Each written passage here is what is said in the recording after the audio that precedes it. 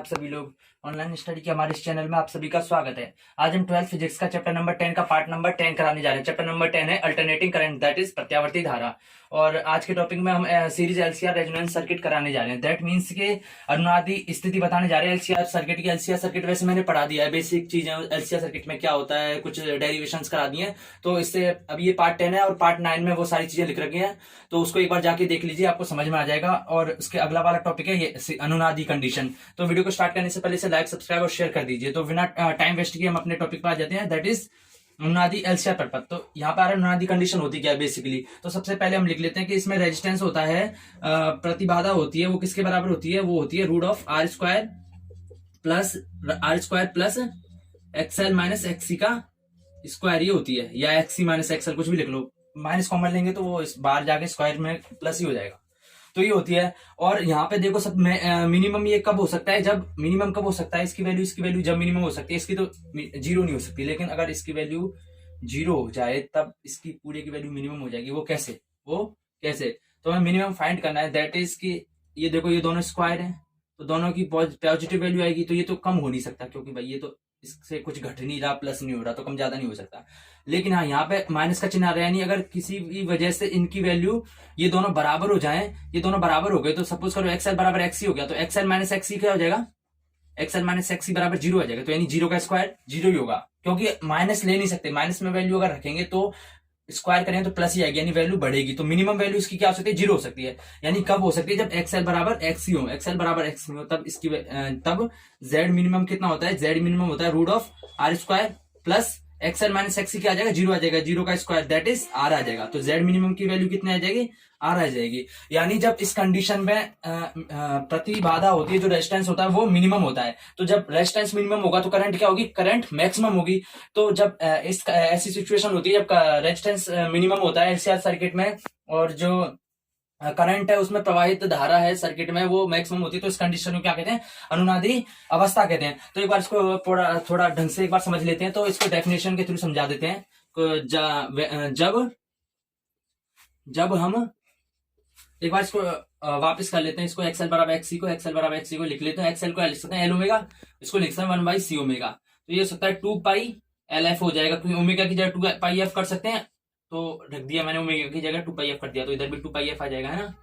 तो जब हम आवृत्ति बढ़ाते हैं तो प्रेरक की प्रतिघात यानी एक्सएल, ये क्या होगा, ये बढ़ेगा, क्योंकि एक्सएल किसके बराबर होता है, एल ओमेगा, है ना। एक्सएल एल ओमेगा यानी that means 2 pi L F, यानी फ्रीक्वेंसी के समानुपाती होता है, यानी फ्रीक्वेंसी के समानुपाती, यानी इसको बढ़ाएंगे तो ये बढ़ेगा, और लेकिन ये इसको बढ़ाएंगे यानी फ्रीक्वेंसी को बढ़ा रहे हैं तो इसकी वैल्यू कम होगी, इस पूरे की वैल्यू कम होगी, एक्सी की कम होगी।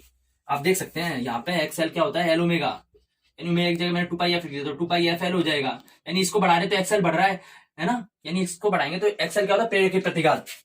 तो प्रेरक यह प्रतिघात बढ़ता है जबकि धारती प्रतिघात दैट मीन्स एक्सी क्या, एक्सी कम होता है। ये कैसे कम होता है हम देख लेते हैं एक बार। एक्सी क्या होता है, एक्सी होता है 1/c ओमेगा, ओमेगा की जब मैं 2 पाई एफ लिखूंगा तो ये 2 पाई एफ सी हो जाएगा, यानी एफ बढ़ रहा है तो एक्स की वैल्यू क्या, एफ बढ़ रहा है, यानी 1/f है, 1/f के बराबर है, इसकी वैल्यू बढ़ेगी तो इसकी कम होगी, इसलिए कम हो रहा है। और अगर हम इसका उल्टा करते हैं यानी आवृत्ति कम करते हैं तो क्या होगा, तो ये कम होगा और ये बढ़ जाएगा। और अगर आवृत्ति कम करते हैं तो प्रेरक की प्रतिघात कम होगा, यानी एक्सएल, अब मैं एक्सएल लिखूंगा एक्सी की जगह, वो पूरा प्रेरक की प्रतिघात की जगह एक्सएल कम होता है और एक्सी बढ़ता है। जब ऐसी सिचुएशन आएगी, एक कम होगा एक बढ़ेगा, और एक कंडीशन ऐसी आएगी, और एक स्थिति में किसमें, कौन सी स्थिति आएगी, जब दोनों बराबर हो जाएंगे। एक स्थिति में एक्सएल बराबर एक्सी हो जाएंगे, यानी एक कम हो रहा है और एक ज्यादा हो रहा है। फिर अगर कम करते हैं आवृत्ति तो ये कम होता है, ये ज्यादा होता है। एक फ्रीक्वेंसी को हम चेंज करेंगे तो एक निश्चित फ्रीक्वेंसी पे जब एक्सएल बराबर एक्सी हो जाएंगे तो क्या होगा, तब हमने देख लिया क्या हो जाए, जेड मिनिमम के बराबर हो जाएगा। और एक स्थिति में एक्सएल बराबर एक्सी हो जाता है तो परिपथ में क्या होता है, तो परिपथ में नेट रेजिस्टेंस, इसको क्या कहते हैं, प्रतिबाधा कहते हैं। क्या कहते हैं, परिपथ में प्रतिबाधा। प्रतिबाधा क्या होती है, यानी जो रेजिस्टेंस होता है वो क्या होती है, प्रतिबाधा न्यूनतम होती है। क्या होती है, न्यूनतम होती है, यानी मिनिमम होती है, न्यूनतम होती है। और आपको पता है प्रतिबाधा न्यूनतम है, प्रतिबाधा न्यूनतम है यानी रेजिस्टेंस न्यूनतम है। तो हमें पता है वी क्या होता है, आई आर होता है। तो आई क्या है, वी अपॉन आर है। यानी अगर नेट प्रतिबाधा, या फिर ऐसे लिखते हैं आई बराबर वी अपॉन जेड भी लिख सकते हैं। जब ये कम होगा तो इसकी वैल्यू बढ़ेगी ऑब्वियसली, हमें पता है ना, क्योंकि हम मिनिमम हो रहा है ना, ये वैल्यू मिनिमम हो रही है। कब मिनिमम हो रही है, जब ये दोनों बराबर हो जाए, ये मिनिमम हो रही है तो आई की वैल्यू बढ़ेगी। न्यूनतम होती है, क्या होती है, प्रतिबाधा न्यूनतम होती है, तथा प्रवाहित धारा क्या होती है, प्रवाहित धारा क्या होती है, अधिकतम होगी, अधिकतम होगी, क्या होगी, अधिकतम होगी। दैट मीन्स अधिकतम होगी। तो इस अवस्था को क्या कहते हैं, तो इस अवस्था किसको, जो ये कंडीशन है, सिचुएशन है, इस जो एक्सएल बराबर एक्सी वाली है, इस अवस्था को क्या कहते हैं, इस अवस्था को अनुनादी को क्या कहते हैं, अनुनादी अवस्था कहते हैं, अनुनादी अवस्था कहते हैं। अब हम अनुनादी अवस्था कहते हैं, तथा जिस फ्रीक्वेंसी हम चेंज कर रहे हैं, फ्रीक्वेंसी कम ज्यादा करने पे हमें ये कंडीशन मिल रही है, तो जिस फ्रीक्वेंसी पे मिलती है उस फ्रीक्वेंसी को क्या कहते हैं, अनुनादी फ्रीक्वेंसी, रेजोनेटिंग फ्रीक्वेंसी, यानी अनुनादी आवृत्ति कहते हैं। तथा जिस आवृत्ति पर यह मिलती है, जिस आवृत्ति पर यह मिलती है उसे क्या कहते हैं, रेजोनेंसिंग फ्रीक्वेंसी कहते हैं, यानी अनुनादी आवृत्ति,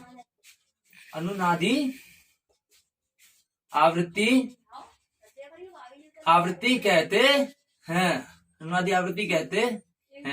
तो अब हमारा ये काम रह जाए कि अनुनादी आवृत्ति कहते हैं, हमें अनुनादी आवृत्ति निकालनी पड़ेगी भाई कि किस फिक्स्ड फ्रीक्वेंसी के लिए ये अनुनादी अवस्था प्राप्त होगी।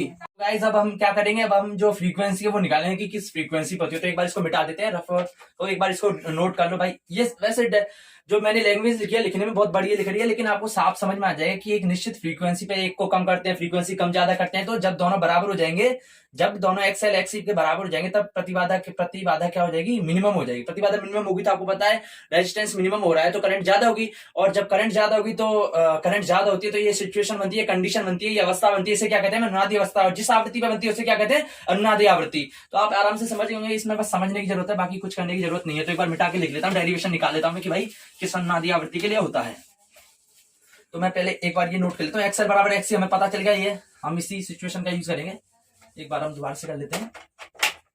क्या हमने अभी निकाला कि अनुनादी कंडीशन के लिए क्या होता है कि जब दोनों बराबर हो जाते हैं, यदि प्रेरक के प्रतिघात किसके बराबर हो जाता है, धार के प्रतिघात।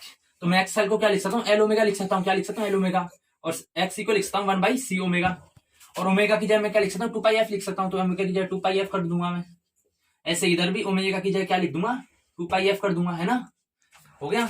अब इसको और ढंग से करता हूं तो ये क्या हो जाएगा, क्योंकि अब 1 into 2 into 3 है, चाहे मैं 3 आ रहा है तो चाहे मैं 2 into 3 into 1 करूं बराबर हो जाएगा ना वैल्यू।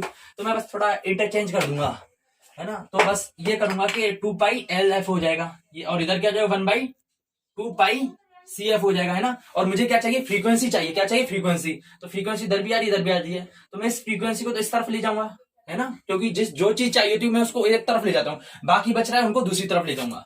तो मैं ये करूंगा कि एफ इधर आ गया और इस फ्रीक्वेंसी को इस तरफ लाऊंगा, यानी इसको इस तरफ लाऊंगा, तो ये क्या हो जाएगा, इंटू एफ हो जाएगा, ये वाली इधर आ गई। और ये जो ये 2πL है इसको मैं इस तरफ नीचे भेज दूंगा, क्योंकि ऊपर गुणा में हो रहा है। ये देखो ये भाग में आ रहा है, 1 भाग में जा रहा है, ऊपर जाएंगे तो ये मल्टीप्लाई हो जाएगा, दूसरी तरफ जाते हैं। और ये देखो गुणा में आ रहा है, अगर दूसरी तरफ भेजेंगे तो ये भाग में पहुंच जाएगा, तो ये हो जाएगा 1/2πc और ये क्या आ जाएगा इंटू 2πL हो जाएगा, 2πL हो जाएगा।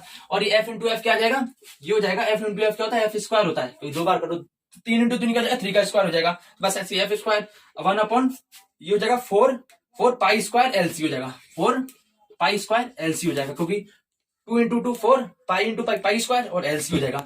अब एफ स्क्वायर है, अब मुझे सिर्फ एफ की वैल्यू चाहिए तो मैं रूट ले लूंगा दोनों तरफ, तो ये हो जाएगा 1/√4 पाई स्क्वायर LC आ जाएगा। और ये देखो 4 पाई स्क्वायर, इसको मैं लिख सकता हूँ 1/2 पाई का स्क्वायर लिख सकता हूँ ना, LC आ जाएगा 2 पाई का स्क्वायर 4 पाई स्क्वायर होता है। और देखो ये स्क्वायर आ रहा है, इसके ऊपर रूट आ रहा है, तो स्क्वायर से रूट कट जाएगा तो बाहर क्या आ जाएगा 2 पाई बाहर आ जाएगा, 2 पाई√LC। यानी किस फ्रीक्वेंसी पे होता है, किस फ्रीक्वेंसी पे अनुनादी अवस्था प्राप्त होती है, उस फ्रीक्वेंसी की वैल्यू क्या होती है 1/2 पाई√LC। यानी कि ये क्या है, हमें कैपेसिटेंस, ये है प्रेरकत्व है। तो हम 1/2 इंटू पाई करेंगे इंटू √LC कर देंगे, तो हमें कौन सी फ्रीक्वेंसी मिल जाएगी, ये किस में होती है, ये हर्ट्ज में होती है। हमें कौन सी फ्रीक्वेंसी मिल जाएगी, वो हो जाएगी हमारी रेजोनेटिंग फ्रीक्वेंसी, यानी अनुनादी आवृत्ति प्राप्त हो जाएगी। तो अब हम आगे और करते हैं। तो अब हम देखते हैं कि अनुनादी स्थिति होती है, उसमें वोल्टेज और करंट के बीच में एंगल कितना होता है, वो हम अभी निकालते हैं, देखते हैं कितना होता है। तो मैंने बताया था कि RLC सर्किट के लिए जो उनके बीच में एंगल क्या होता है, वो tan फाई बराबर किसके बराबर होता है, वो होता है XL minus XC upon R के बराबर होता है। मैं पहले ड्राइव कर चुका हूं इससे पहले वाले लेक्चर में, पार्ट नंबर 9 में। तो XL माइनस XC किसके बराबर है, XL माइनस XC 0 के बराबर है ना। मैंने बताया था XL बराबर XC, XL माइनस XC क्या हो जाएंगे 0। मैं अनुनादी स्थिति के लिए बता रहा हूँ, तो 0/R ये 0 हो जाएगा, 0 तो फाई की वैल्यू क्या आ जाएगी 0, क्योंकि यहाँ पे जो एंगल 0 होगा तभी तो tan 0 की वैल्यू 0 आएगी। तो यानी जो कलांतर है, यानी दैट मीन्स कलांतर किसके बीच में, धारा और किसके बीच में, वोल्टेज कितना है के बीच कितना आ रहा है, 0 है। कितना है, 0 है। इसका मतलब क्या है, इसका मतलब है कि अगर इनके बीच में कलांतर 0 है, यानी धारा मान के, वोल्टेज मान के चलो इस डायरेक्शन में, तो करंट भी दोनों इसी डायरेक्शन में होंगे, जब तो इनके बीच में एंगल 0 आएगा। अगर कुछ भी इस तरफ होंगे तो पाई हो जाएगा, ऐसे होंगे तो कुछ ना कुछ एंगल आएगा, और 0 कब आ सकता है, दैट मीन्स कि दोनों एक ही कला में हो, दोनों एक ही कला में। इसका मतलब है कि अनुनादी स्थिति के, अनुनादी कंडीशन में जो कलांतर होता है वो 0 होता है। दैट मीन्स वोल्टेज और धारा एक ही कला में होते हैं, अर्थात वोल्टेज एवं धारा एक ही कला में होते हैं। तो और वैसे भी हम समझ सकते हैं, जब ये दोनों हट गए तो Z बराबर क्या आ गया, Z बराबर R हो गया। हमने अभी निकाला ना, Z बराबर R हो गया, यानी जो प्रतिबाधा है वो प्योर R सर्किट आ गई, यानी रेजिस्टेंस किसके बराबर आ गया, प्योर R बन गया एक तरह से। XL XC ऐसे समझ लो, Z बराबर √R² होता है प्लस XL माइनस XC² होता है। जब ये 0 हो गया तो रेजिस्टेंस क्या हो गया, सिर्फ R के बराबर आ गया, यानी एक तरह से प्योर R सर्किट की तरह काम करेगा, प्योर R सर्किट की तरह काम करेगा। तुमने पढ़ा है पहले कि प्योर R सर्किट में वोल्टेज और करंट एक ही कला में होते हैं, हम ऐसे भी समझ सकते हैं। तो जब दोनों एक ही कला में हो गए तो इनका ग्राफ, इनका डायग्राम बिल्कुल प्योर R की तरह बनेगा। यानी वोल्टेज का क्या बताया था मैंने, वोल्टेज बताई थी Vm sin ओमेगा टी, और करंट क्या हो जाएगी, फिर करंट भी sin ओमेगा टी आ जाएगी, एंगल तो दोनों के बीच में सेम ही रहेगा, sin ओमेगा टी हो जाएगा। तो हम ग्राफ बनाते हैं, डायग्राम बनेगा कि जैसे ये है हमारी वोल्टेज V है, तो करंट भी इसी डायरेक्शन में आ जाएगी, किसमें आ जाएगी, इसी में आ जाएगी। तो एक तो ये हो गया है ना, हमारा डायग्राम हो गया।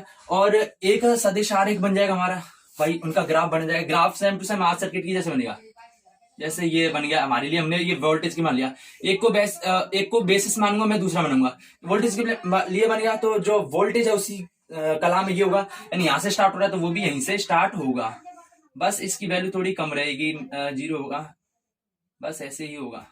तो ये क्या हो जाएगा, आई हो जाएगा, क्या हो जाएगा, ये आई मैक्स हो जाएगा, मैक्सिमम वैल्यू ना है कि ये वी मैक्स हो जाएगा, है ना।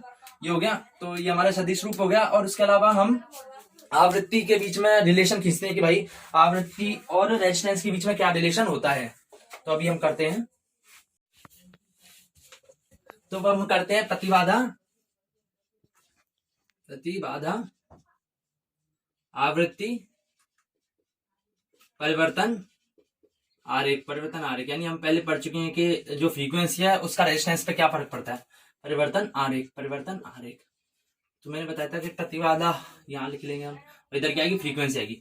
तो पहले प्रतिबाधा क्या होगी, प्रतिबाधा होगी मैक्सिमम, क्या होगी, मैक्सिमम होगी। तो जैसे जैसे फ्रीक्वेंसी बढ़ाएंगे तो इसकी वैल्यू क्या होती जाएगी, मिनिमम होती जाएगी। प्रतिबाधा की आवृत्ति बढ़ाते जाएंगे। तो मैंने बताया था कि Z बराबर √XR² plus XL minus XC² होता है। तो जैसे जैसे बढ़ाएंगे तो इनमें थोड़ा अंतर कम होता जाएगा, इनके बीच में अंतर कम होता जाएगा, यानी इनके बीच में अंतर कम हो रहा है तो इसकी वैल्यू भी कम होती जाएगी, यानी धीरे धीरे कम होती जाएगी। कम हो रही है हमारी, कम होती जाएगी। फिर एक ऐसी वैल्यू आ जाएगी जब ये 0 हो जाएगा, जब ये दोनों इसका एक्सएल बराबर एक्सी हो जाएंगे, एक्सएल बराबर एक्सी हो जाएंगे तो जेड की वैल्यू मिनिमम हो जाएगी, यानी वैल्यू इसकी मिनिमम हो जाएगी, प्रतिबाधा की किसकी प्रतिबाधा की वैल्यू क्या हो जाएगी, मिनिमम हो जाएगी। फिर जब ये मिनिमम हो गई है ना, मिनिमम हो गई, वो किसके बराबर हो जाएगी, मिनिमम आर के बराबर हो जाएगी, यानी यहाँ पे आके मिनिमम हो गया। और ये किसके बराबर हो गया, आर के बराबर हो गया। किसके बराबर हो गया, आर के बराबर। फिर और अगर एक्सएल बराबर एक्सी आ गया है ना, फिर अगर हम वापस और बढ़ाएंगे तो देखो, अगर बढ़ाएंगे तो इनके बीच में अंतर वापस बढ़ता जाएगा और माइनस में पहुंच जाएगा। पहले तो पॉजिटिव था तो कम होते जाएगा, 0 पे पहुंच जाएगा, फिर और बढ़ाएंगे तो माइनस में होते जाएगा, लेकिन बाहर स्क्वायर है तो ऑब्वियसली बाहर निकलेगा तो ऑब्वियसली प्लस में हो जाएगा, तो यानी इसकी वैल्यू प्लस में होती जाएगी, यानी इसकी फिर थोड़ी देर बाद वापस बढ़ती ही जाएगी जैसे जैसे फ्रीक्वेंसी बढ़ाएंगे। तो आप समझ चुके होंगे। और मिनिमम वैल्यू क्या होगी, आर के बराबर होगी, और इधर क्या आ रहा है, फ्रीक्वेंसी, है ना। You can understand very well. और अब हम करते हैं, एक बार इसको मिटा देते हैं। तो अब हम करते हैं धारा एवं आवृत्ति के मध्य आरेख भाई, कि धारा और आवृत्ति में क्या रिलेशन होता है, कैसे एक दूसरे को अफेक्ट करते हैं। तो हम करते हैं धारा एवं आवृत्ति के मध्य आरेख, यानी धारा और आवृत्ति कैसे एक दूसरे को रिलेट करते हैं। सबसे पहले हम डायग्राम ऐसा एक चार्ट बना लेंगे, ग्राफ सा बना लेंगे, और हम इधर क्या लिखेंगे, फ्रीक्वेंसी लिखेंगे, और इधर क्या लिखेंगे, करंट लिखेंगे। तो देखो कि जैसे जैसे फ्रीक्वेंसी बढ़ा रहे हैं तब जो प्रतिरोध है क्या हो रहा है, कम हो रहा है, प्रतिरोध कम हो रहा है ना। देखो यहाँ पे जा रहे हैं, जैसे जैसे बढ़ा रहे हैं, फ्रीक्वेंसी बढ़ा रहे हैं तो प्रतिरोध जो प्रतिबाधा है वो कम हो रही है। तो जब प्रतिबाधा कम होगी यानी रेजिस्टेंस कम होगा तो करंट क्या होगा, बढ़ेगा, करंट क्या होगा, बढ़ेगा। तो इसका बस उल्टा बन जाएगा, जैसे जैसे फ्रीक्वेंसी बढ़ाएंगे तो वो बढ़ता जाएगा, करंट बढ़ती जाएगी। और एक जगह आके ये फिक्स हो गया तो ये भी एक जगह आके फिक्स हो जाएगी वैल्यू, है ना, फिक्स हो गया। और उसके बाद देखो करंट, उसके बाद जो फ्रीक्वेंसी और बढ़ा रहे हैं आगे, तो जो प्रतिबाधा है, जो रेजिस्टेंस है नेट, वो बढ़ते से बाद में बढ़ रहा है। तो जब बाद में रेजिस्टेंस बढ़ेगा तो करंट फिर बाद में क्या होगा स्टूडेंट्स, क्या होगा, कम होगा क्योंकि हमें पता है कि करंट और रेजिस्टेंस में रिलेशन होता है कि एक बढ़ता है तो दूसरा कम होता है। जब ये कम हो रहा था तो ये बढ़ रहा था, जब ये बढ़ेगा तो ये कम हो जाएगा, और ये एक मिक्स में फिक्स वैल्यू के लिए होगा, ये होगा आई मैक्स में हो जाएगी, क्या हो जाएगी, एक्स मैक्सिमम। समझ चुके होंगे ग्राफ, दोनों आराम से, ज्यादा टफ नहीं है। तो अब हम फेजर डायग्राम बनाने की प्रैक्टिस करते हैं। तो अब हम करते हैं फेजर आरेख, क्या करते हैं, फेजर आरेख खींचते हैं। तो सबसे पहले मैं एक ऐसा डायग्राम बना लेता हूँ सीधे, है ना, मैंने बना लिया। अब इसके बाद मैं वोल्टेज मान लेता हूँ, ये इधर ये V M R L C आ रही है ना, ये रेजोनेंस के लिए आ रही है, और ये एंगल पे किस पे आएगी, ओमेगा टी पे आएगी, है ना। और मुझे पता है ओमेगा टी पे आ रही है, तो ये क्या हो जाएगा, ये π/2 हो जाएगा। कितना हो जाएगा, ये दोनों एक्स ये हो जाएंगे वी एल हो जाएगा, और ये क्या हो जाएगा, वी सी, क्योंकि मुझे पता है कि जो वोल्टेज होती है, इधर देखो वोल्टेज आएगी, सिंपल वोल्टेज आएगी, आर के लिए आएगी, ये वोल्टेज आर के लिए आ गई। तो जो एल के लिए वोल्टेज होती है वो π/2 ऊपर होती है, π/2 ऊपर होती है, मेरे को पता है, पहले ही मैंने बता चुका हूँ। और जो सी के लिए होती है वोल्टेज π/2 नीचे होती है, तो मुझे पता है कि जो आर के लिए वोल्टेज आ रही है, नेट भी किस डायरेक्शन में आएगी, आर की डायरेक्शन में आएगी, क्योंकि मैंने अभी बताया कि वी आर क्या जो मैंने अभी बताया कि जो आ रहा था, जेड क्या आ रहा था, जेड किसके बराबर था, आर के बराबर था, यानी आर सर्किट बन गया था एक तरह से, यानी इन दोनों का तो इफेक्ट खत्म हो गया था। यानी ये अपनी तरफ वोल्टेज बराबर उतनी लगा रहा था और ये अपनी तरफ भी उतनी वोल्टेज लगा रहा था, तो इन दोनों का इफेक्ट तो खत्म हो गया, इन दोनों का इफेक्ट तो क्या हो गया, 0 हो गया। तो बचा किसका इफेक्ट, वी आर का बचा, और इसी डायरेक्शन में V net R L C हो जाएगा, V net R L C हो जाएगा। और अब हम करते हैं कि भाई जो प्रतिबाधा आरेख होता है वो कैसे बनता है, कि भाई प्रतिबाधा आरेख, क्या प्रतिबाधा आरेख लास्ट टॉपिक है इसका, आरएलसी सर्किट में अनुनादी अवस्था का। उसके बाद हम और भी है, वैसे अगले लेक्चर में कराएंगे, आज का लेक्चर का काफी है। तो ये हमने मान लिया है ना, मान लिया ये। और मुझे पता है कि मैंने क्या किया, इस डायरेक्शन में क्या आता है, आर आता है, मैंने इस डायरेक्शन में आर मान लिया, π/2 पर हो जाएगा, ये क्या हो जाएगा, एक्सएल हो जाएगा, और ये क्या हो जाएगा, एक्सी हो जाएगा, है ना, एक्सी हो जाएगा। और मुझे पता है कि जब ये दोनों बराबर हैं, तो मान चलो इधर से कोई 3 किलो न्यूटन से खींच रहा है और इधर भी 3 किलो न्यूटन से खींच रहा है, तो दोनों खींच रहे हैं, तो क्या ये रस्सी इधर उधर खिसकेगी, क्या नहीं खिसकेगी, दोनों बराबर से खींच रहे हैं, तो इन दोनों को तो आपस में इफेक्ट 0 हो जाएगा। तो बचा क्या, सिर्फ इसी का बचा, इसी डायरेक्शन में आ जाएगा, जेड आ जाएगा, जेड बराबर आर के बराबर हो जाएगा, है ना। ये आप समझ चुके होंगे, प्रतिबाधा आरेख और फेजर आरेख और जो कलांतर और बाकी सारी चीजें कि रेजोनेंसिंग फ्रीक्वेंसी क्या होती है, कितनी होती है वो अनुनादी अवस्था के लिए, ये सब मैंने आज के टॉपिक में पढ़ा दिया है। तो आपका आज का टॉपिक कैसा लगा हमें कमेंट करके जरूर बताइए, और इस वीडियो को लाइक, सब्सक्राइब और शेयर कीजिए। और हम अगला टॉपिक लाएंगे इससे रिलेटेड, बैंड चौड़ाई और आगे टॉपिक लाएंगे, इनको थोड़ा ध्यान से पढ़ना क्योंकि ये बेसिक है।